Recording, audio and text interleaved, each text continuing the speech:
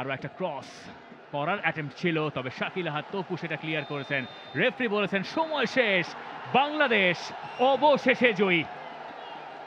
স্বস্তির জয় বাংলাদেশের জন্য। বছর শেষের ম্যাচে জয় দিয়ে শেষ করা। যেই মালদ্বীপের কাছে প্রথম ম্যাচটা বাংলাদেশ হেরে গিয়েছিল 1-0 গোলে, সেই মালদ্বীপকে হারানোর নায়ক পাপন সিংকে মাথায় তুলে বাংলাদেশের সেলিব্রেশনটা চলছিল। বসুন্ধরা কিংস অ্যারেনায় আবারও জয়ের রাস্তা খুলল বাংলাদেশ। বাংলাদেশ প্রথম ম্যাচে 1-0 ব্যবধানে হেরে চাপে পড়েছিল। দ্বিতীয় ম্যাচে বাংলাদেশ আরও একবার পিছিয়ে পড়ল, কিন্তু শেষে গিয়ে আনলাইকলি হিরো পাপন সিং তিনি ম্যাচটা ঘুরিয়ে দিলেন। 1-1 সমতায় ম্যাচ ছিল বহুক্ষণ, কিন্তু একদম শেষে পাপন সিং তিনি ম্যাচটা ঘুরিয়ে দিলেন। বসুন্ধরা টিস্যুতে ছাড়ের ছড়াছড়ি। বসুন্ধরা টিস্যু নিয়ে এলো নিশ্চিত ছাড়। সিং ইজ কিং, পাপন সিং সেই কাজটাই করলেন। বাংলাদেশের সেলিব্রেশন, হাভিয়ার কাবরেরা মালদ্বীপের বিপক্ষে হেরে শুরু হয়েছিল তার বাংলাদেশের মিশন। 2 বছরের দায়িত্ব শেষ করলেন বর্তমান কন্ট্রাক্টের, এবং সেটাও এই মালদ্বীপকে হারিয়েই 2-1 ব্যবধানের জয় বাংলাদেশের। 8ম ম্যাচে এসে বাংলাদেশ পেয়েছে বছরের 3য় জয়।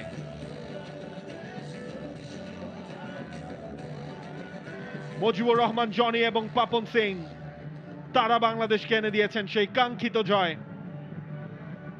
যে জয়ের অপেক্ষায় ছিল পুরো দেশ। এই বসুন্ধরা কিংস অ্যারেনার অগণিত দর্শক, তাদের যেন পূর্ণতা পেয়েছে তাদের এই আশা, নিজের দেশকে নিজের দলকে সাপোর্ট করা। ক্রেডিটটা মালদ্বীপকেও দিতে হয়। 1 বছর পর আন্তর্জাতিক ফুটবলে ফিরে তারাও বাংলাদেশের সঙ্গে দারুণভাবে লড়াই করেছে। প্রথম ম্যাচটায় তারা জিতেছে, দ্বিতীয় ম্যাচটায় শেষে গিয়ে তাদের হৃদয় ভঙ্গ হয়েছে। আর বাংলাদেশের গলার কাটা নেমেছে। গ্যালারিতে যে সমর্থক আর যে সমর্থন তারা পেয়েছে, তার প্রতিদানটুকু বাংলাদেশ শেষে এসে দিতে পারলো। সেটাই বাংলাদেশের জন্য, বাংলাদেশের ফুটবলের জন্য স্বস্তির খবর। Full time score line Bangladesh 2, মালদ্বীপ 1।